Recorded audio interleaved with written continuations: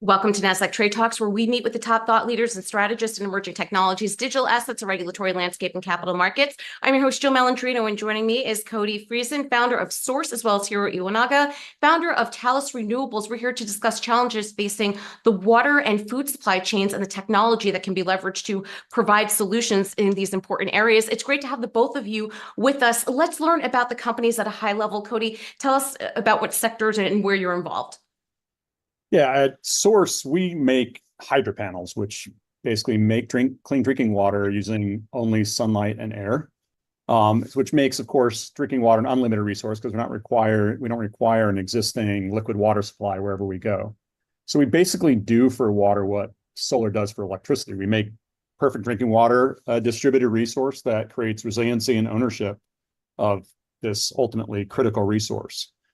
We give people in nearly every climate and corner of the world the ability to produce safe, high-quality water, and we're now installed in over 50 countries. Right, and Hiro, tell us about Talus.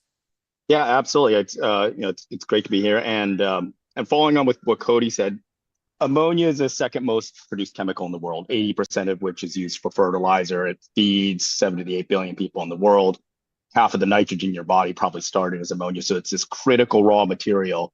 But we produce it in giant centralized plants, ship it all over the world. And so what that results in is really two things. One is it is incredibly costly and unreliable to ship around. And then the second piece is it's incredibly carbon intensive. And so our systems, we build modular systems that allow us to locally produce carbon-free, low-cost, reliable ammonia for use as basic fertilizers all around the world. We started in Africa, and we're deploying our first systems in the US now. And Cody, we tend to take water, particularly here in the US, I'm sure other Western nations, for granted at times. Why is there a critical need for water creation technology? What problems are you looking to address and provide solutions for? Yeah, it's a great question, Jill. Most people know that drinking water is one of the worst problems facing humanity around the globe. I mean, one person dies from waterborne illness every 10 seconds around the world. But water is also a massive issue right across the US as well. The CDC says that over 7 million people are struck with waterborne illness every year in the US, and over 60 million people, so something like 20% of the US population, are on wells, of which a huge fraction don't pass EPA standards. At the same time, there's something like 750 water main breaks a day across the US, driving massive trust issues. And so that all sums up to a $53 billion bottled water market, growing at an 8% compound annual growth rate. And that's, of course, all driven by lack of trust, lack of potability, lack of palatability in the water supply. And so we aim to tackle this head on in a distributed way, much like Hiro's tackling fertilizer in a distributed way. Right. So Hiro, essentially, it's the same thing. Without having those newer solutions in place for advancing fertilizing technology, it can become a food resource issue. Or it is. Absolutely. Yeah. It absolutely is. And I think over the last few years, I think the world's seen how much less reliable our supply chains have been than we originally thought. And so whether you're a farmer in Iowa that paid 5x for fertilizer in 2022 as they used to, or whether you're a small farmer in sub-Saharan Africa that just doesn't have access to a basic fertilizer, right? A basic fertilizer can double crop yields and reduce water consumption by 30% overnight. And farmers in Africa, our original mission was philanthropic. Let's get basic fertilizers into the hands of farmers in Africa. But I think what we found, as Cody mentioned, is distributed local production can guarantee food supplies for whether it's water or whether it's for fertilizer, even in a place like Iowa. Right. And Hiro, one thing I'm noting with the notes that you had provided, that adding complexity and cost to the issue is the resources for ammonia are really concentrated in China and Russia. So, of course, that's going to add the cost element to it. But I would also imagine that you start to think about security issues as well. 100%. So ammonia is critical raw material.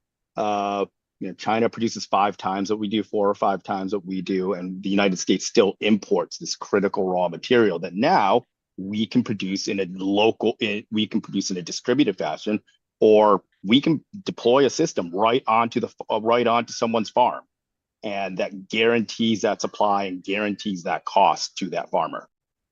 Yeah. And Cody, let's talk about some of the health concerns as it relates to water technology. This might sound like an elementary question, but who owns water? Where are you tapping into these resources? Are private wells part of that ecosystem? Where does it come from? And then how do you triage those resources?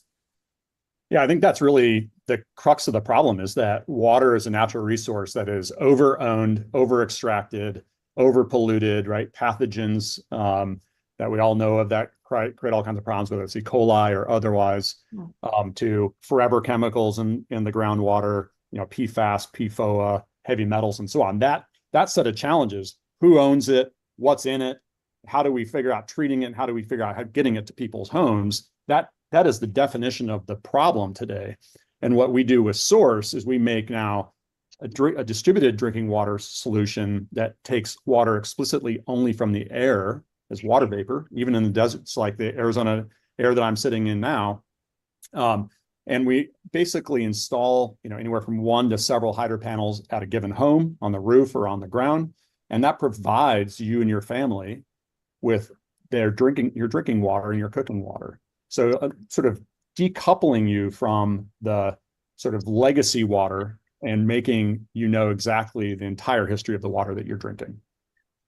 It's interesting that you say that, because I remember during the pandemic, they were able to look at different areas around the country where there was COVID concentration in the water, or sometimes you'll read reports where they can judge drug use based on concentrations found in the water. And that's kind of mind-blowing, considering, the end user of that resource. But what happens if there's a drought? I mean, you live in Arizona. It's not necessarily known as a tropic environment. What happens if there's a drought? Is there a way to store this water and use it? Like, for example, if you don't use all the electric, you're able to either save it or provide it to other areas. Can you do the same thing with this type of technology?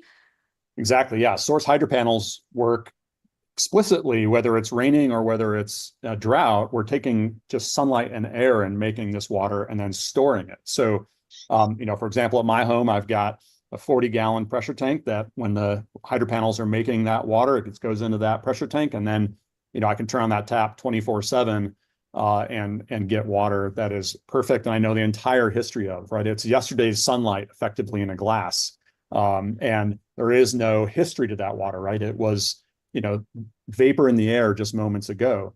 And so, yes, it can be stored. And yes, we can basically produce it anywhere in the world in a way that really moves people to a place of resiliency in the face of drought, in the face of climate change, in the face of pollution and over-extraction of water. Hiro, when you talk about green ammonia, does that make the end product with fertilizers, does it make it safer or less toxic? Is that part of the equation? Yeah, so right today we produce a standard ammonia. And so the attraction of that is farmers, especially in the United States, know what that is, know how to use it. We don't ask for any changes in how they apply that fertilizer. So there isn't a huge barrier to adoption. Our focus is local production to guarantee supply chains and costs. In terms of the environmental impact, so ammonia is 2% of global carbon emissions by itself. And so if you can decarbonize that, and it's a hard to abate sector. So local production of green ammonia that is cheaper, that is more reliable, and happens to be carbon free is really attractive. Have you seen improvement in terms of how supply chains are becoming more resilient, reliable, redundancy is built in? I mean, one of the silver linings with COVID, as an example, is a lot of these lessons were learned. Are you starting 100%. So it's starting to be applied, and yeah. Yeah, absolutely. Right. Like the origin of our work was to work with farmers in sub-Saharan Africa that would carry 9 months of inventory because they were so afraid of supply chain disruptions. What surprised us was now the majority of our deployments will go into the United States. Even farmers in Iowa said the same thing. And so it's not surprising that a farmer in Kenya is worried about their supply chain. It surprised me that this critical raw material that feeds the majority of the people in the world, even in the United States, farmers are worried about our access to that supply. Will this be, or how long do you think this will be available at scale? So our first U.S. systems are deploying now, hopefully this week, actually. And then we will accelerate our deployments over the next couple of years. But our launch partners, Landis, Wilbarella, some of the largest Some of the largest ammonia distributors in the country, some of the largest ag distributors in the country are really excited about the promise of lower cost and happens to be carbon-free fertilizers. That's actually a quicker response than I had expected. Same kind of question to you, Cody. Are a lot of these technologies advanced by public-private partnerships, especially with some, what you're using is really one of the world's most important commodities when it comes to water. What does that process look like?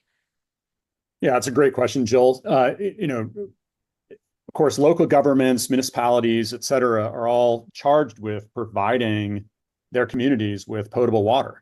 And often because of the density of the population or because of challenges with the existing water supply, they're unable to do that at a certain level. So, SOURCE works with local governments in the U.S. and around the world. We work with counties and U.S. states right across the country, with tribal communities. So some of the most underserved people in the country are tribal communities. We're at the rural communities and with municipalities that struggle to supply everyone with that fundamental human right of clean drinking water. And, there are many, many places across the US that will never have pipes because of, the homes are on hard rock or because they're, at a low density, it's just too expensive. And there are many places with legacy, municipal supply that, it's just underserving people, either because the pipes are leaking or because there's, something like 1.5 million miles of lead pipes still in the ground in the US, and many other challenges that just effectively render the water that comes to people's homes non-potable. And so working with governments, working with local communities to up-level the water that they are able to provide to homes by making that drinking water a distributed supply for them. And Cody, are you starting to see constructive progress there? Sometimes when you talk about climate technology, it can be a polarized topic, but when you hear about solutions for fertilizer, for providing water, improving the electrical grid, it seems like obvious solutions, but it really can get caught up, in the realm of policy. Are you starting to see progress being made there? Tremendous progress. We've done work with communities in California, in Arizona, in West Virginia, in Oregon, in Texas, in a whole bunch of states where it is truly a partnership with the community or the local government or the municipal supply, the utility. We don't look at those existing systems as competition, because where they work, where those utilities are doing their job, that's great. We applaud that. Where those utilities are coming up short, they're not coming up short because people aren't doing their job. It's coming up short because the resource or the infrastructure isn't doing its job. And there isn't an infinite amount of money to go and solve those problems everywhere. So, we really do, I call it moving at the speed of trust, right? We go in and we work with a community, we show them what we're able to do. We demonstrate at a level that shows them that what we say we can do, which is, kind of a remarkable thing, making drinking water a high trust distributed resource, is something that takes time to prove. And then once we've proven it, there's a huge amount of pull from those communities and those governments to say, how can we get this onboarded with our citizens? All right. Appreciate both of your insights. Thanks for joining us on Trade Talks. I'm Jill Malandrino, Global Markets Reporter at Nasdaq. Thanks, guys.